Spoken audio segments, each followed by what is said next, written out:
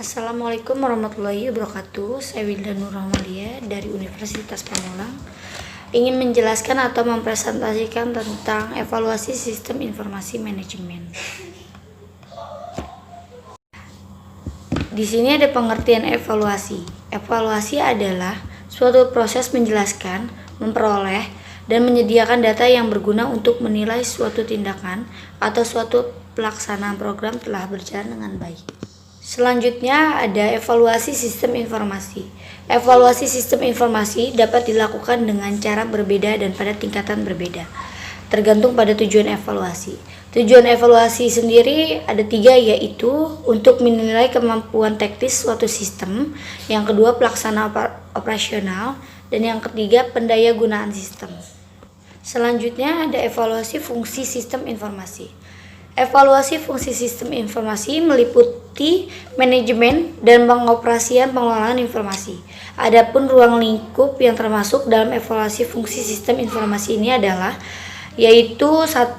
Manajemen fungsi pengelolaan informasi, yang kedua penetapan karyawan pengelolaan informasi, ketiga proses pengembangan untuk aplikasi baru, dan 4 pengoperasian, dan kelima pengendalian dan keamanan. Selanjutnya ada manajemen fungsi pengelolaan informasi. Hal yang perlu dievaluasi adalah pengembangan dan pemeliharaan suatu rencana induk pengembangan. Yang B, anggaran dan prosedur lain untuk alokasi sumber daya dan pengendalian. Yang ke-C, prosedur laporan manajemen untuk mengidentifikasi dan memperbaiki pelaksanaan yang kurang memuaskan. Dan di sini juga ada penetapan karyawan pengelolaan informasi. Hal-hal yang perlu dievaluasi adalah mutu karyawan menurut kualifikasi dan pemberian pelatihan dan proses peremajaan. Di sini juga ada proses pengembangan untuk aplikasi baru. Hal yang perlu dievaluasi juga yaitu standar untuk daur pengembangan. B, pengendalian manajemen proyek. Dan selanjutnya ada pengoperasian. Hal-hal yang perlu dievaluasi yaitu A, standar operasional, B, penjadwalan kerja, C, penyalihan. Selanjutnya ada pengendalian dan pengamanan. Hal-hal yang perlu dievaluasi yaitu A, prosedur pengendalian mutu, B, pengamanan ruang komputer, file, program, dan sebagainya. Yang C, penyediaan cadang atau backup untuk file. D, rencana penyesuaian kontingensi untuk kegagalan peralatan.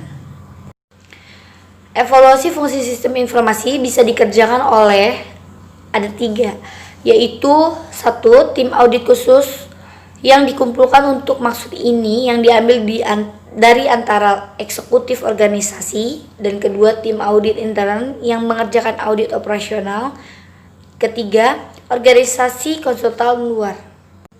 Selanjutnya ada evaluasi sistem perangkat keras dan lunak yang masih berlaku. Tujuannya di sini ada 4, untuk menentukan apakah sumber daya diperlukan. Yang kedua, apakah sumber daya sistem yang harus diganti, dan yang ketiga, apakah peraturan kembali sumber daya akan memperbaiki daya guna sistem.